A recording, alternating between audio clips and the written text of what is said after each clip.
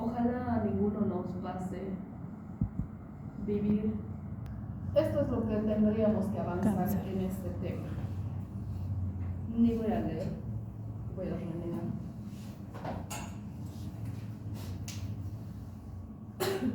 Lo voy a apagar. Al que le vea bostezando, va a morir. ¿Por qué se han ido tan atrás? Vengan más adelante.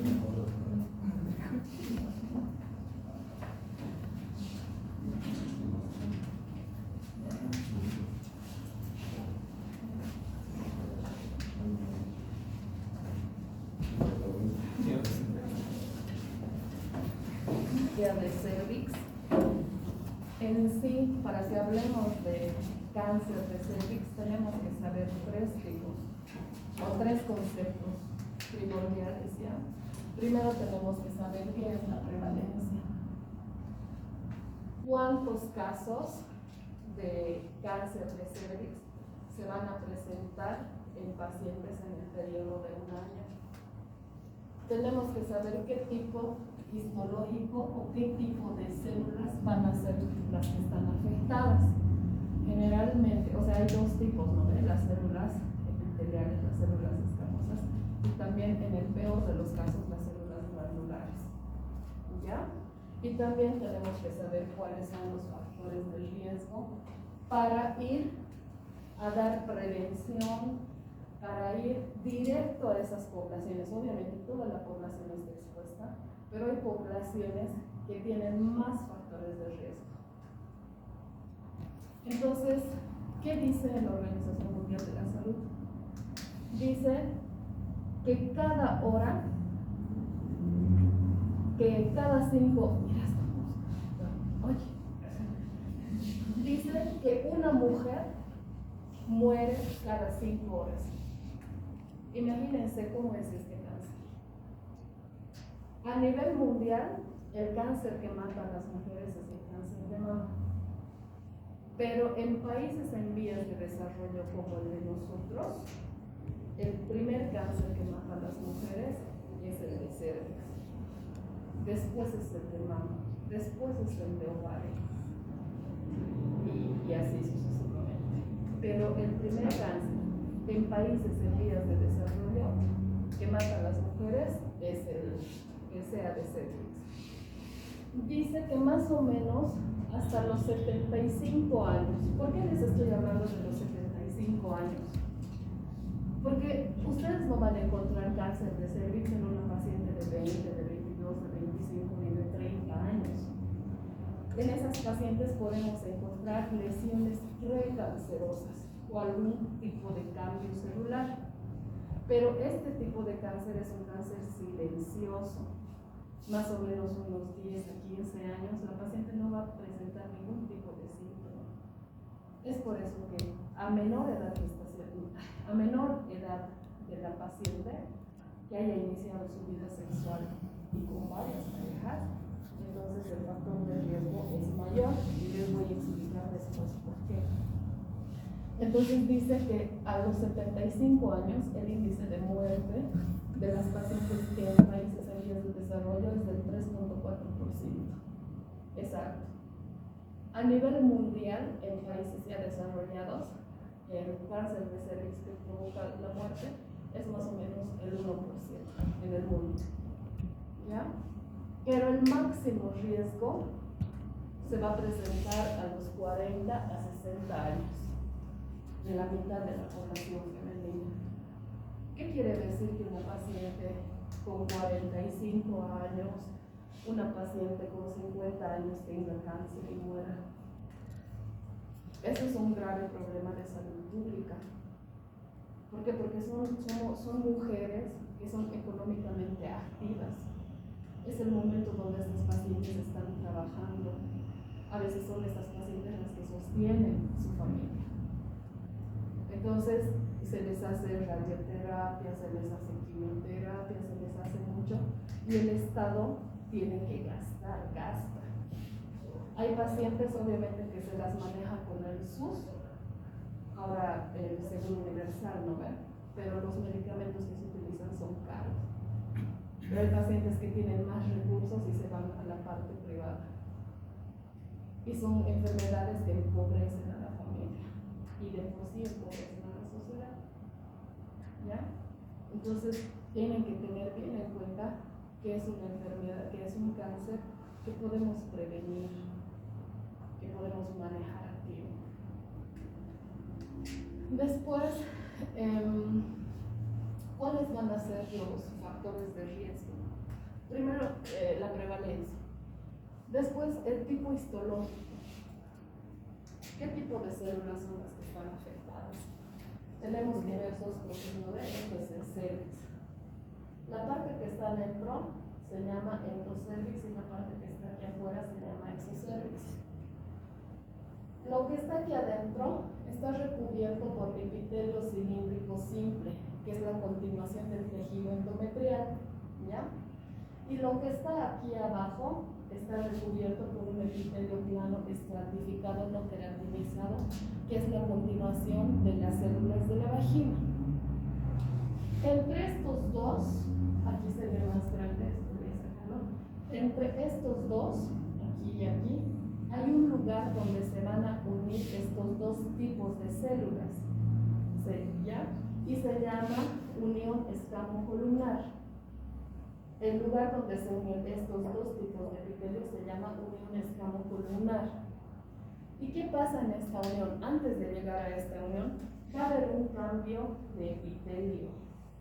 ¿Ya? Se va a llamar metaplasia. ¿Por qué? Porque el tejido que está afuera y el tejido que está dentro van a ir a unirse y a cambiar el epitelio en un área donde se llama área de transición o unión escamocolumnar. Esto es dinámico, no es que está en un solo lugar. A ver, les voy a hacer una pregunta. El varón es el portador del virus del papiloma humano. ¿Cierto o falso? Es cierto. Pero ¿por qué el varón no hace cáncer de... ¿Por qué no hace, digamos, cáncer de pene? ¿Por qué? ¿Por qué la mujer, si el varón es el portador, por qué la mujer es la que hace el cáncer de cervix? Este lugar que se llama unión escamocolumnar o el área donde se va a unir o va a haber ese cambio de epitelio es un lugar altamente mitótico. Hay harto cambio de células, ¿ya?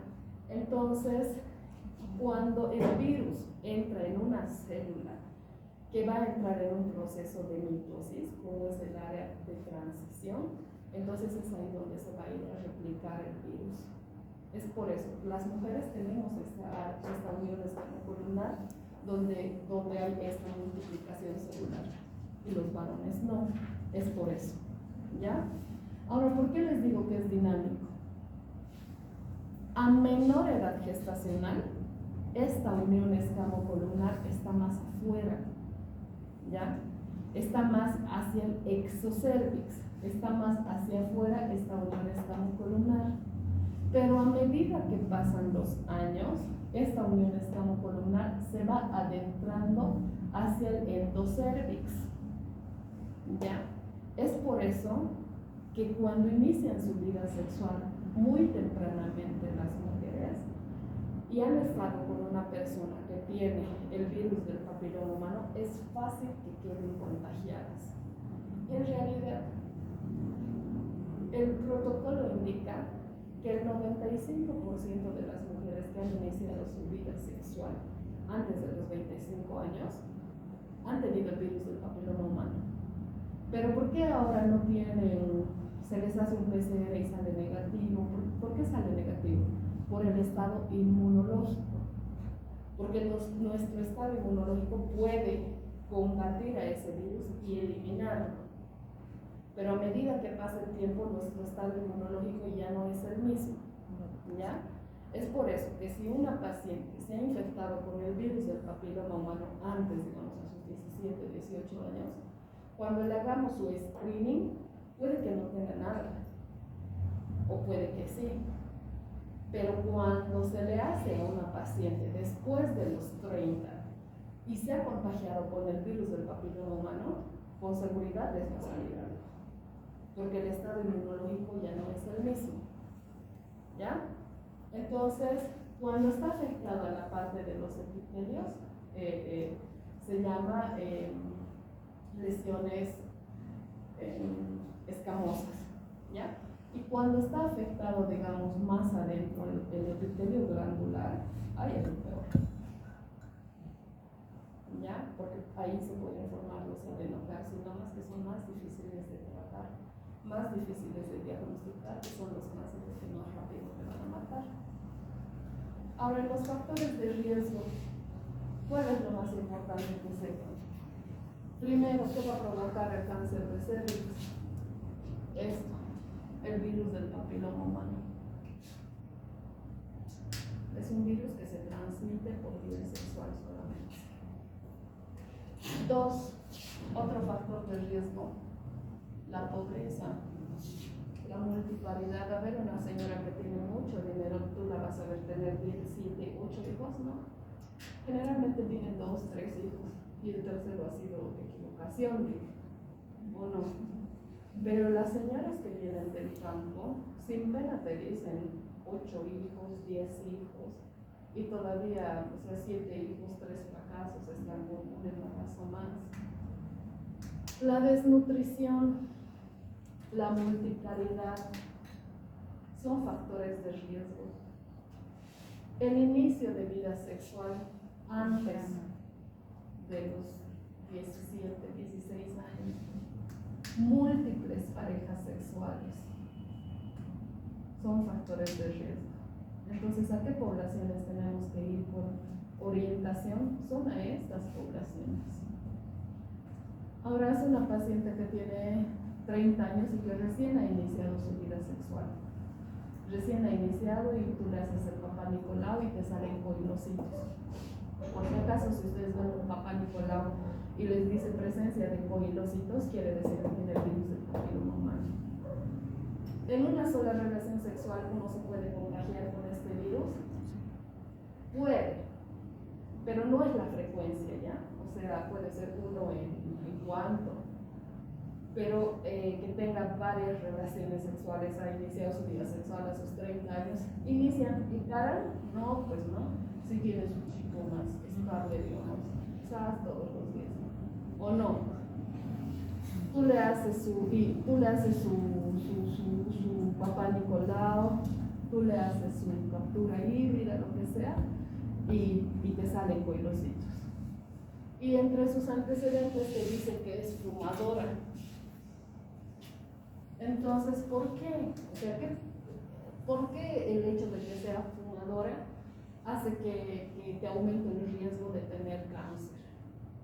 ¿Por qué el hecho de estar desnutrida hace que te aumente el riesgo de cáncer? ¿Por qué el hecho de tener varias parejas sexuales hace que te aumente el cáncer? Porque va a haber un daño a nivel de la mucosa genital, a nivel de la mucosa cervical. No va a haber una buena revitalización. Esa área altamente mitrótica, esa área que es altamente mitrótica, donde está la unión escamocordial, la mitosis, o sea, el cambio de células, la multiplicación es todo el tiempo. Entonces, si hay un daño a nivel de la mucosa, entonces con mucha probabilidad esta paciente va a tener otro tipo de complicaciones más. Aparte de tener vaginitis, aparte de tener vaginosis, aparte de que si tiene más parejas pueda infectarse de gonorrea, clamidia, sífilis. ¿Por qué? Porque hay un daño a nivel de la mucosa del cervix y de la vagina y de cualquier mucosa del cuerpo. ¿Verdad que el cigarrillo provoca cáncer en la boca, la mucosa de la boca? Es lo mismo. ¿Alguna pregunta de esto?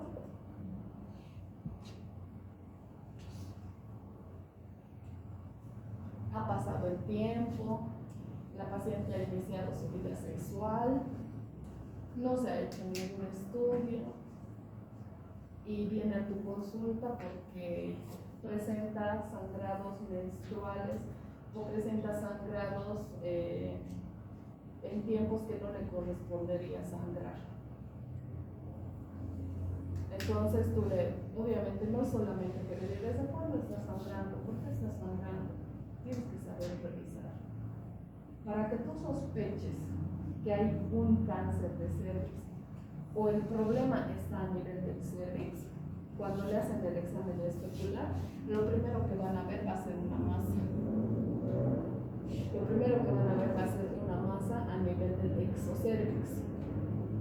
Si la masa es grande, visible, o sea, para que tú veas, si esa masa es grande, entonces va a provocar una hemorragia uterina anormal, pero de tipo maligna.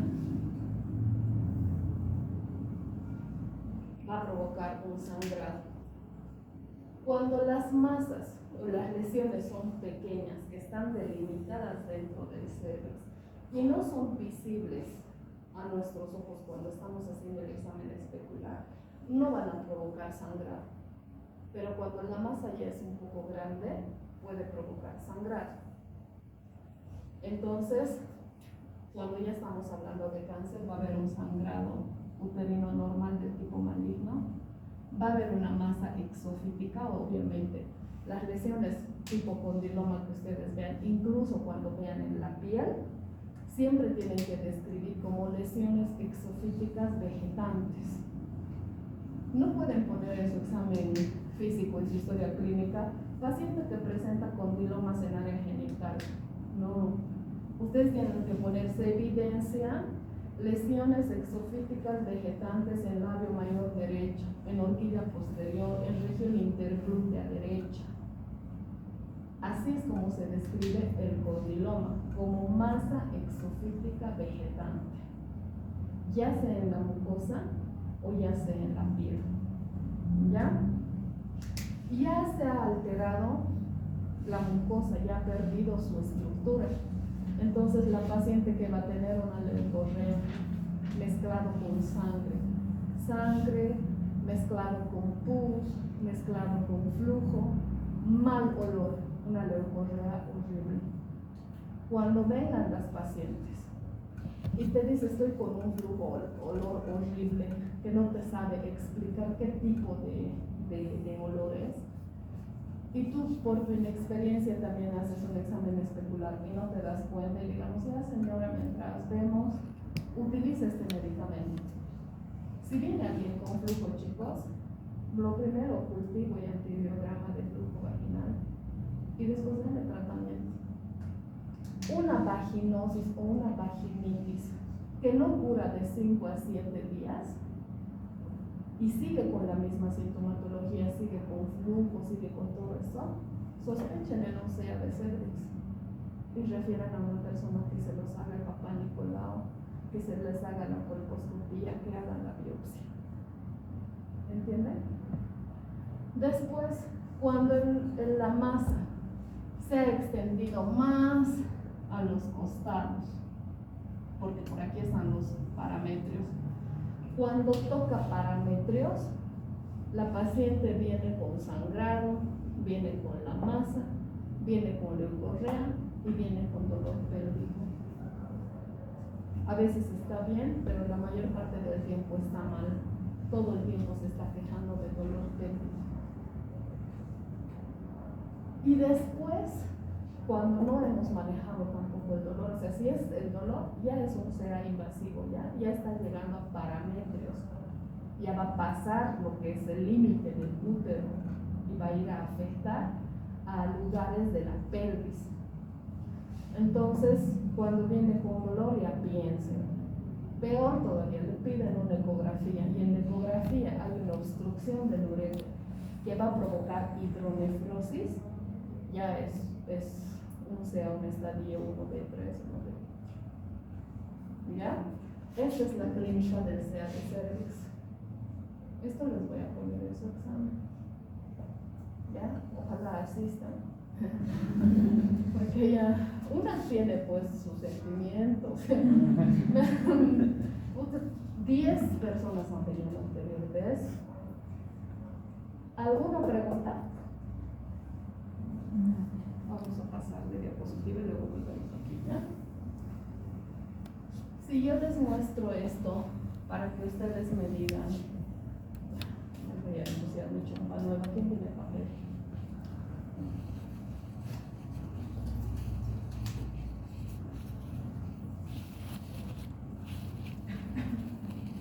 Muy lenta, ya, no queda nada. Cuando tienen que saber hacer el estadio, ¿ya?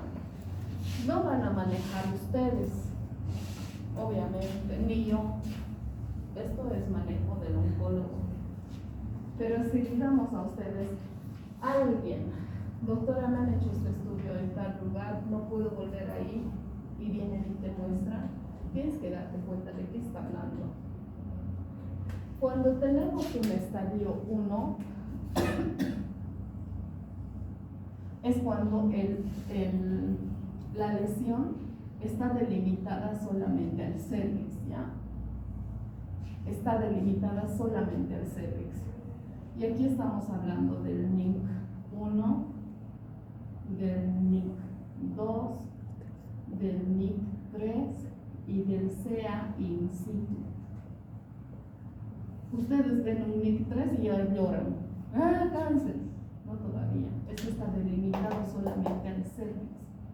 Que si nosotros vemos un estadio 2, 3, podemos manejar haciendo un cono, una conización, sacar todita esa parte que creemos que está mal, sacar y mandar a biopsia. El estadio 1 generalmente, o el NIC 1, tiende a revertir.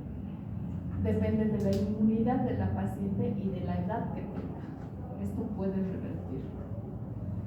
Cuando estamos hablando de un estadio 1A, estamos en un estadio 1A1, cuando la lesión ya no se mide en ancho, se mide en profundidad. Cuando en la biopsia nosotros vemos o nos indican que tiene una profundidad de 3 milímetros. ¿Ya? Cuando estamos hablando de un estadio 1A2,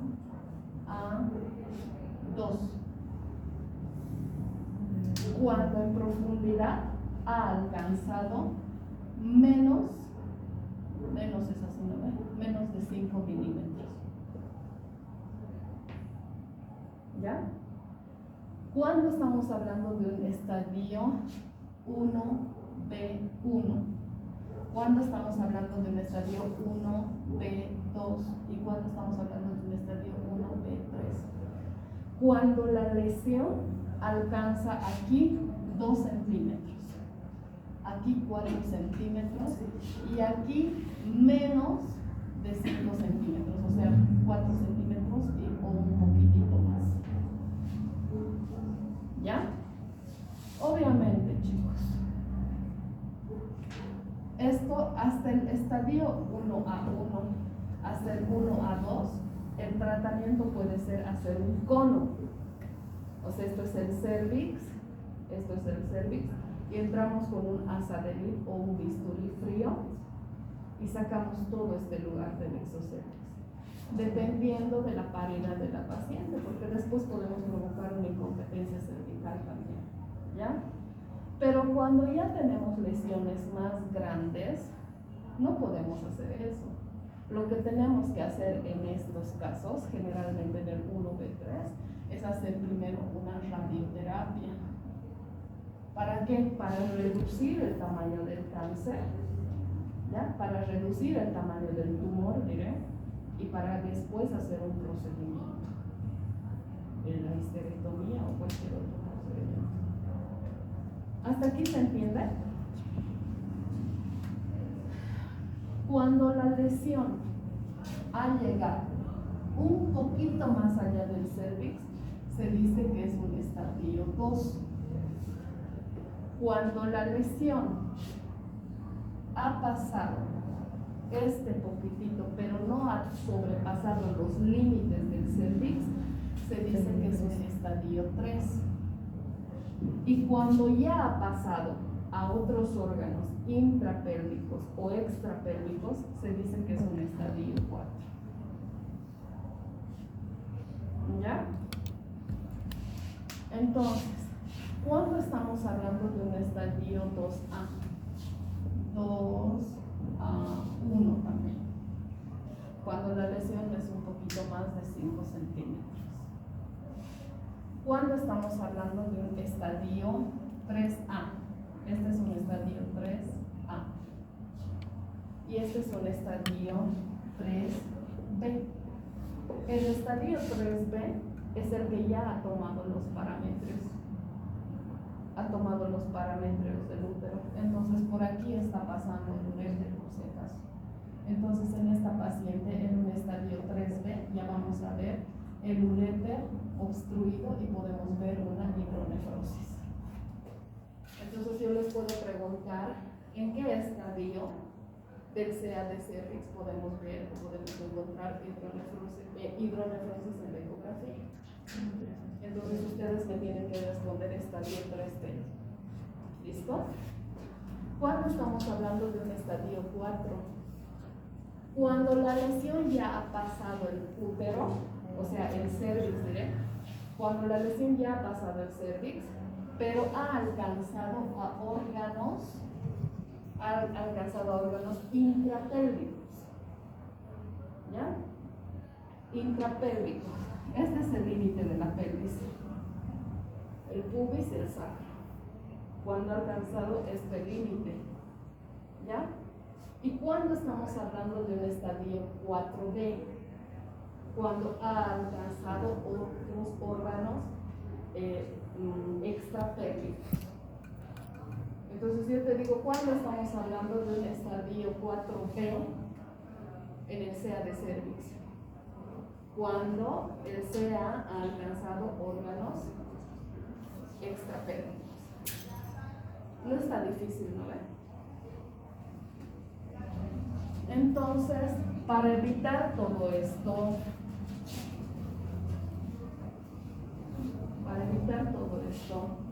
¿qué tenemos que hacer? Prevenir, ¿no ven? Primero tenemos que ir a atacar a las poblaciones vulnerables, pero no tenemos que tratar de abarcar a toda la población. Ahora en el PAI, ¿qué se ha aumentado en el PAI? Es el esquema de vacunación que deben recibir los bebés, los niños, ¿no ven? Entonces en el PAI se ha aumentado la vacuna contra el virus del papiloma humano en niñas que no hayan iniciado su vida sexual, ¿no ven? Pero ahora, ¿tú crees que ya una persona que ya ha iniciado vida sexual no se puede vacunar? Se puede vacunar, ¿ya? Se puede vacunar. Hay varios tipos. Hay los serotipos, los que te van a provocar el cáncer y los que te van a provocar las lesiones dérmicas, pero que no te van a provocar el cáncer. Los que te van a provocar el cáncer, los más comunes, son el 16 y el 18. Y después de este 16, 18 está el 31, el 33, el 35, no es 34, el 35, 45, 52, 58 en orden de frecuencia. ¿Ya? Y los de bajo riesgo son el 6 y el 11. Esto les voy a preguntar en su examen final. Entonces, se ha implementado en el PAI la vacuna contra el virus del papiloma humano.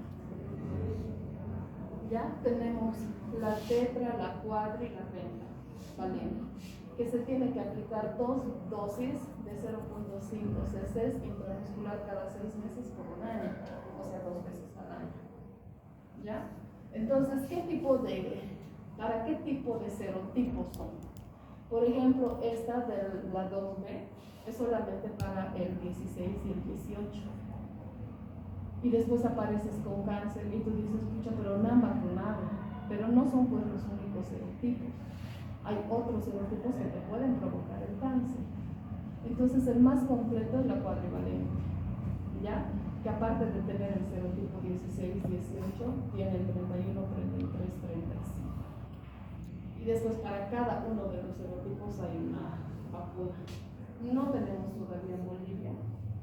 Son protocolos que están utilizando todavía en Argentina y Colombia. ¿Ya? Pero eso es. El hecho de que nosotras nos vacunemos o que ya, digamos, hagamos vacunar a nuestros hijitos, porque nosotros ya, el hecho de que haya la prevención primaria no justifica que no hagamos una prevención secundaria. Sí o sí hay que hacer una prevención secundaria. ¿Y en qué consiste? En hacer el papá Nicolau independientemente de la edad en que han iniciado su vida sexual. Si ha empezado a sus 14 años, el papá Nicolau tenemos que hacer a partir de los 15 años. ¿Está claro? Ahora, si no ha iniciado su vida sexual, el papá Nicolau tenemos que hacer a partir de los 21 años. Haya iniciado o no haya iniciado su vida sexual. Antes, los anteriores protocolos se decía que tenían que hacer el screening o hacer el papá Nicolau a los 25 años se haya iniciado o no se haya iniciado la vida sexual. Pero ahora, ¿a todas? Sí, a todas. Hay pacientes que no han tenido una penetración por vía vaginal, pero sí puede que hayan tenido penetración por vía anal o hayan tenido contacto de fluidos. Entonces, sí se puede arrastrar por la mucosa hacia el cervix el virus del papiloma. ¿Ya? Eso es más o menos una justificación. Entonces, el hecho de que hagas la prevención primaria no justifica que no hagas la secundaria. Y la secundaria consiste en hacer el papá Nicolau, en hacer el IVA, el índice visual con ácido acético del cervix, y hacer las pruebas moleculares. Y con el resultado tratar.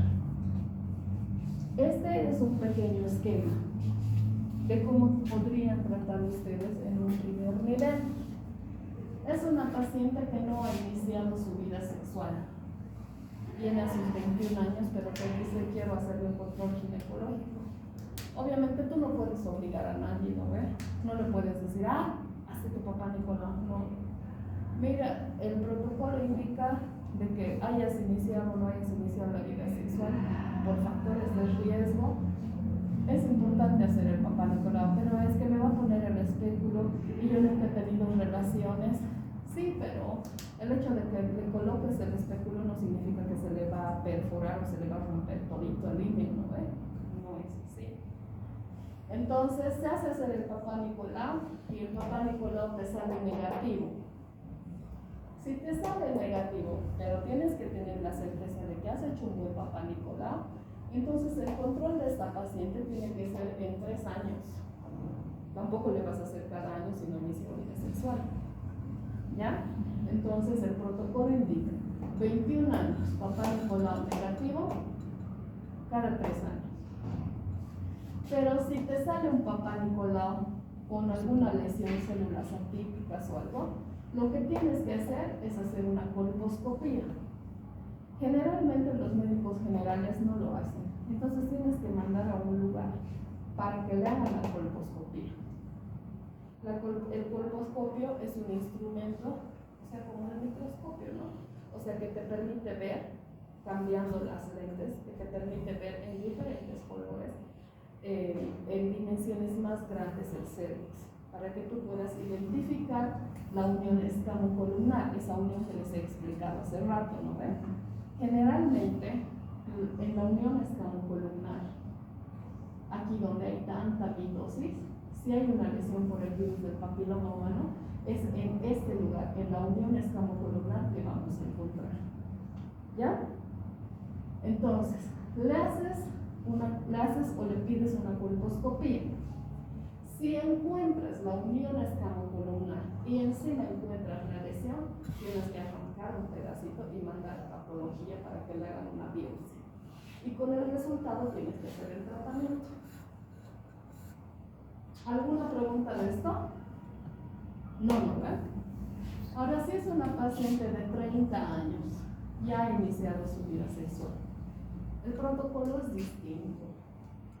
Tienes que hacer el papá Nicolau. Si tiene los medios, si tiene la economía, tienes que pedirle las pruebas moleculares. ¿Qué son las pruebas moleculares? Ya les he dicho alguna vez, la captura híbrida más el PCR, ¿verdad? La captura híbrida te dice si tienes el virus del papiloma humano. Y el PCR te dice qué serotipo es el que está provocando. ¿Ya? Y también le tienes que hacer el IVA. Vinagre de manzana. La paciente está en posición ginecológica. Agarramos primero solución fisiológica y tenemos que lavar la vagina y el cervix. Después el vinagre de manzana tenemos que empapar en un algodón o un algodón empapar en este vinagre de manzana y colocar en el cervix. Lo normal es que no pase nada, pero si este vinagre hace que aparezcan alrededor del cervix lesiones acetoblancas o que se vuelva muy blanco, algunos lugares, porque no se va a volver todo, es el lugar de donde ustedes tienen que sacar la biopsia. ¿Se entiende? Bien. Cualquiera les saldría positivo. Después se hace la colposcopía, buscando la lesión para luego hacer la biopsia y luego el tratamiento. Fácil, ¿verdad?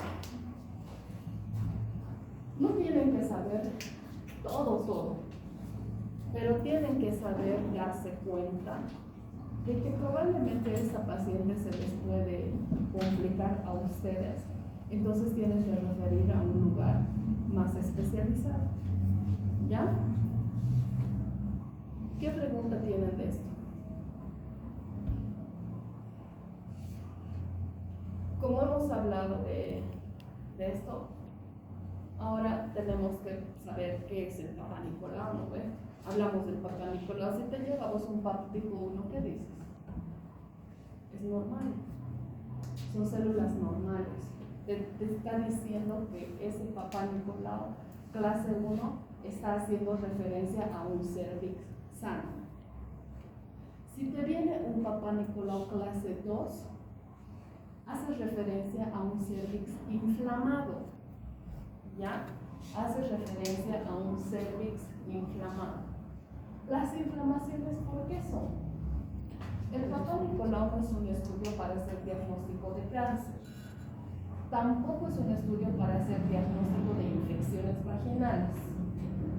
El Papá Nicolau es un estudio para hacer una selección, un screening de pacientes que pueden llegar a tener cáncer. Es una selección de pacientes mediante su resultado nos está diciendo en esta paciente hagan algo más porque puede pasar esto. ¿Ya? Ahora, si nos dice que tiene alguna infección la paciente, es un resultado secundario, no es su objetivo principal.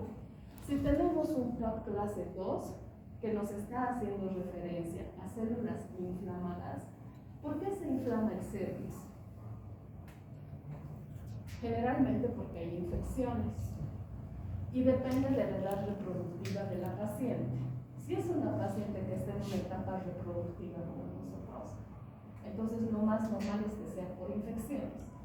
Pero si es una paciente que ya ha entrado en la menopausia y nos reporta un PAP clase 2, generalmente es por hipoestrogenismo, porque los estrógenos han disminuido y han provocado una sequedad en la vagina y en el cervix que está provocando una curvilitis atrófica.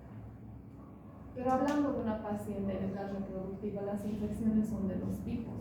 Las infecciones de ¿qué? De transmisión sexual y las infecciones de no transmisión sexual.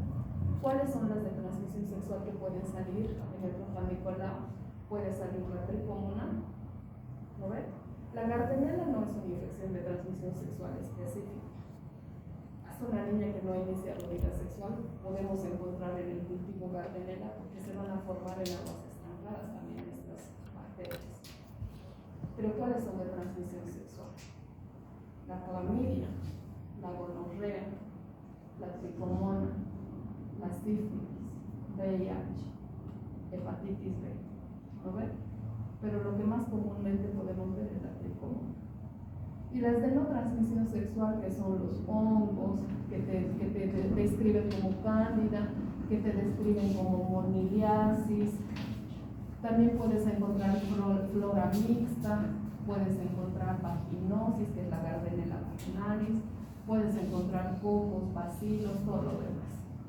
Entonces, ¿qué tienes que hacer? Tratar la infección y repetir el Papá Nicolau. ¿Ya? cuando te salga un PAP1 o cuando, aunque te vuelva a salir PAP2, pero que ya no haya el tipo de infección, está bien. ¿Ya? Entonces, ¿cuándo es que estamos hablando? Estos no se pueden considerar normal. Normal es cuando las células te salen normal, así como esta célula, ¿ya? Que son células superficiales y tienen un núcleo pipnótico chiquitito. Aquí estamos viendo una célula inflamada, también estamos viendo unas células superficiales, pero su núcleo está un poquitito más elevado y su líquido ya no está tan basófilo. Pero las células que realmente están alteradas y tienen que estar más abajo, no arriba, son estas células basófilas, ¿ya? Que ya pierde el núcleo su estructura, se vuelve más grande, ya no está tan al centro, está más periférico. Entonces, cuando ustedes vean en un papá Nicolau, en una paciente, por ejemplo, ¿en qué momento es mejor hacer el papá Nicolau? Ustedes tienen que ver y preguntar en qué ciclo de la menstruación está la paciente. Es mejor hacer en la fase folicular. ¿Por qué? Porque hay más estrógeno. ¿Ya? Entonces va a haber más estrógeno. Entonces cuando hagamos la prueba de Lugol también va a salir esto. No es hacer en cualquier momento. ¿Está claro? Entonces, normal cuando hay células normales. Inflamatorio, cuando hay alguna inflamación que tenemos que tratar y después repetir el papá Nicolau. Pero después podemos hablar de un PAP anormal. Entonces hablamos, como les dije hace rato, de células escamosas, que son estas las células escamosas, y células glandulares, que generalmente están más unidos en forma de glándulas. ¿Ya? Entonces, así es como se ve. O sea, no te van a mostrar la célula, pero esto es un coilocito, como en una vacuola. Esto es una infección por el virus del papiloma humano. Entonces, hay dos tipos. Cuando estamos hablando de anormal, chicos, hay dos tipos de células escamosas atípicas: lesión escamosa intraepitelial de bajo grado y la de alto grado. ¿Ya? Entonces, las células escamosas atípicas, cuando tú veas un ascus en un papá Nicolau, tampoco te tienes que estresar tanto. Los ascus quiere decir que hay un significado incierto y se describe así como ascus. O puede haber lesiones de alto grado que dice ASH. Este ascus viene acompañado de este LC y este ASH viene acompañado de este HN. En realidad, este y este fácil de tratar, este y este difícil, porque ya estaríamos hablando de un cáncer más avanzado. Esto estamos hablando del cervix, ¿ya? En la descripción del papá Nicolau. Ahora, si en tu resultado del papá Nicolau te dice células atípicas ACG o AIS, nos está diciendo que el problema no está en las células escamosas, sino que está en las células glandulares. Y tiene un pronóstico más difícil para la mamá, o sea, para la paciente.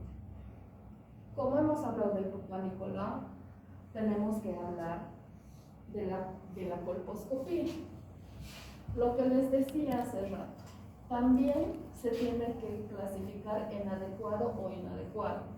Si es adecuado, nosotros vamos a ver esta unión escamocolunar que les he dicho hace rato. Mientras más joven es la paciente, más afuera vamos a ver la unión escamocolunar.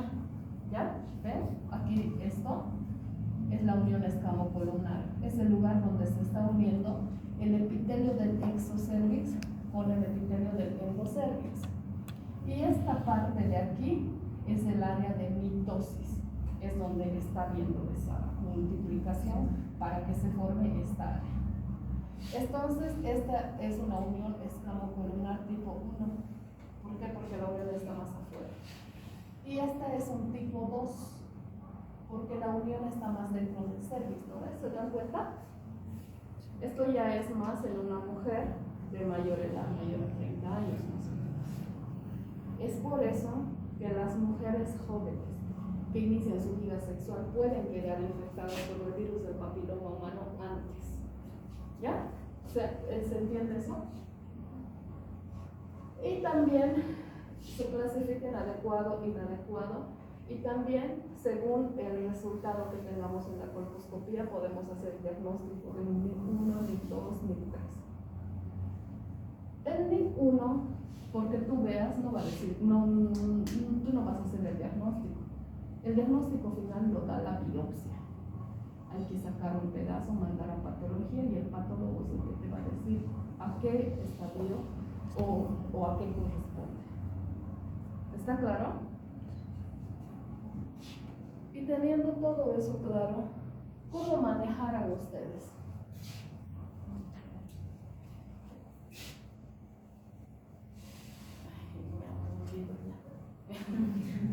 No de explicarles, de burlar. Pero como nadie se brinda a ayudarme, yo solita voy a hacer. Ya. ¿Alguna pregunta, chicos? Parece difícil, pero es nomás. Pero cuando entiendan, van a volver a leer, pueden leer de cualquier bibliografía, es fácil de entender, por lo menos para orientar, ¿o no?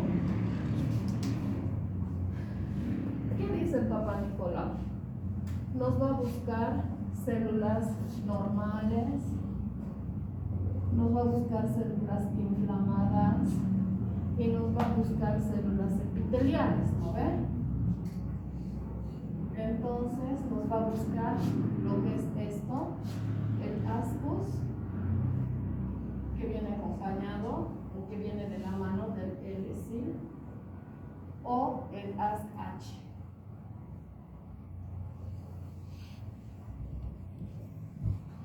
Esto es lo que vamos a encontrar en el Papá Nicolau. Tú ves normal, señor, en 3 años su Papá Nicolau. Tú ves inflamado, haces el tratamiento, ¿ya? Haces el tratamiento y vuelves a hacer el Papá Nicolau. Ahora, si tú ves un ascus o ves un ASH, ¿qué es el ASH? Para que no se estén confundiendo.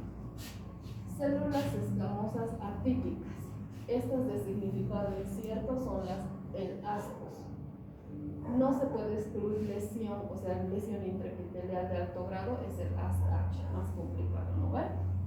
Lesión escamosa intraepitelial de bajo grado es el L-sil, y lesión escamosa intraepitelial de alto grado es el H-sil. Por eso, no se puede excluir lesión intraepitelial de alto grado, viene acompañado de esto.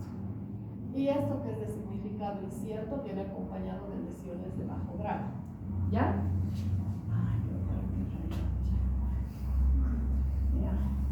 Entonces, cuando ustedes quieran manejar, que no es obligación de ustedes manejar como médicos generales, pero pueden tener una idea, ¿ya?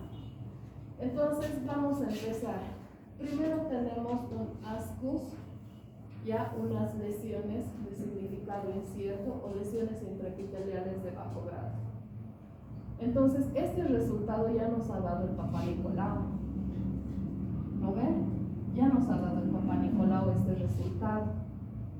Si el Papá Nicolau te está diciendo que hay una lesión, si el Papá Nicolau te está diciendo hay algo, entonces lo que tú tienes que hacer es una colposcopía, ¿no ven? Y la colposcopía tiene que ser satisfactoria o no satisfactoria. Si es satisfactoria, vamos a ver esta unión escamocolumnar. Si no es satisfactoria, no vamos a ver nada. Esto es un tipo 3, esto es 1, 2, 3. ¿Ya? Entonces, para que hagamos la colposcopía, tenemos que ver si es satisfactorio o no es satisfactorio. Si es satisfactorio, ¿ya? Si es satisfactorio, entonces hemos visto la lesión o la unión escamocolumnar. Pero ¿qué tenemos que ver en esa unión? tenemos que ver la lesión, ¿no ven? Si no vemos la lesión, ¿qué hacemos? No tomamos biopsia. No tomamos biopsia. Podemos sospechar que es un NIC1, pero no tomamos biopsia. Si es el Papá Nicolau negativo, si no vemos la lesión, no tomamos biopsia. ¿Ya? Entonces, ¿qué tenemos que hacer? Tenemos que hacer una prueba molecular. Tenemos que hacer la captura híbrida más el PCR en 12 meses y repetir el Papá Nicolau en 6 meses. Cuando es un NIC1, por la inmunidad de la paciente este puede desaparecer. El virus puede desaparecer. ¿Ya? Si no desaparece, igual hacemos el control en otros 6 meses o podemos darle chance a que desaparezca el virus 2 años. Pero si en 2 años no desaparece, entonces hay que tomar otras medidas. Pero con un NIC1, que tú quieras hacer un cono o quieras hacer algo más, no. Ahora, si es una paciente que tiene muchos factores de riesgo, fumadora, varias parejas, puedes hacer el cono. ¿Ya? Pero si no tiene factores de riesgo, espera nomás los 2 años para que esto se revierta. En un ASCUS, o sea, en una lesión incierta o una lesión de bajo grado, nunca van a encontrar en el resultado un NIC2 o un NIC3, un ICE o esto, o un invasivo. Porque estamos hablando de lesiones de bajo grado. Podemos encontrar hasta un NIC1, pero un NIC2, NIC3, NIC así, no. Ahora, si le hemos hecho el Papá Nicolau, nos ha salido que tiene la lesión, hacemos la colposcopía y es no satisfactoria, ¿qué tenemos que hacer? Más o menos podemos utilizar el protocolo de las lesiones de alto grado. ¿Listo? Ahora tenemos las lesiones de alto grado. Le hacemos, tenemos que ver si es satisfactorio o si no es satisfactorio. Algunos dicen que si hacemos el ASH, o sea, si el Papá Nicolau ya nos ha dicho que hay lesiones de alto grado, ¿no? Y ya nos está hablando de lesiones de alto grado, de probables lesiones de alto grado, tenemos que hacer la colposcopía. Si en la colposcopía no vemos la unión escamocolumnar, el manejo se dice que es directo a hacer un cono biopsia. Pero si vemos, si es satisfactorio, digamos, vemos la unión escamocolumnar, pero no vemos la lesión, o sea, no vemos la lesión, lo que tenemos que hacer es un cepillado endocervical. O sea, aquí no hay lesión, entonces adentro, en el cervix tenemos que hacer el cepillado y mandar la patología. Y de acuerdo al resultado vamos a hacer el manejo. Cuando se ve la lesión, ¿ya? Cuando se ve la lesión, esto es el lugol, ¿ya? El lugol, cuando nosotros colocamos en el cervix, se tiene que colocar de este color. ¿Cómo les puedo decir? Es un color café oscuro, porque todito se tiene que pintar de ese color, porque va y se adapta o se pega al estrógeno, ¿ya? Entonces, si se vuelve todito oscuro, es bueno, está bien, no hay lesiones. Pero si dentro de esto que se vuelve oscuro hay lesiones acetoblancas, es decir, de estos lugares desde donde tenemos que tomar la biopsia. Entonces, este es un lugar positivo porque ha marcado, y en la prueba de Schiller negativo. ¿Por qué? Porque de ese lugar tenemos que sacar la biopsia. Entonces, si se ve la lesión con lugol o con ácido acético, tenemos estos 3 tipos de probables resultados. En una lesión de alto grado, difícilmente vamos a encontrar ninguno, ¿no ven? Y en caso de que encontremos, hacemos el protocolo de arriba. O podemos tomar otra biopsia y mandar a otro patólogo, porque no nos pueden decir un NIC1 en una lesión intraepitelial de alto grado. Difícil que encontremos en un HSIL este tipo de lesión. sí vamos a encontrar en el mejor de los casos un NIC2 o un NIC3 y en el peor de los casos lesiones glandulares como el AIS o el CA microinvasor. Entonces, si tenemos un NIC2, el tratamiento es hacer un cono con azadelid. Entonces la paciente entra a quirófano, con sedación profunda puede ser con bloqueo paracervical. Utilizamos el azadelid y sacamos todo ese alrededor del cervix. Podemos hacer con azadelid o podemos hacer con bisturí frío. También, o sea, lo mejor es hacer, ¿no? Estos conos. Pero también se puede hacer la crioterapia y el láser. Lo malo de esto es que cuando hacemos la crioterapia o el láser, destruimos totalmente al virus, pero no vemos hasta dónde ha llegado la lesión. Pero son formas de manejar. Y en el NIC3 se hace lo mismo. Ya en el NIC3 se hace lo mismo, pero también ya se puede considerar el retirar la matriz antes de que haya metástasis o que vaya a ocupar otros lugares más. Y ya aquí cuando ya hay lesiones glandulares o cuando ya hemos visto en la patología que hay una lesión microinvasiva glandular, entonces hacer radioterapia, quimioterapia y histerectomía. Si es que no ha llegado a parametrio, si no ha llegado a hueso de la pelvis o a otros órganos. ¿Fácil? Hasta el principio me han seguido bien, ¿no? La primera diapositiva, porque después ya he visto los que son. Sí. Eso sería.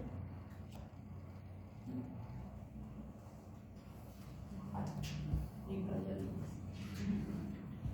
¿Me van a pasar sus nombres toditos?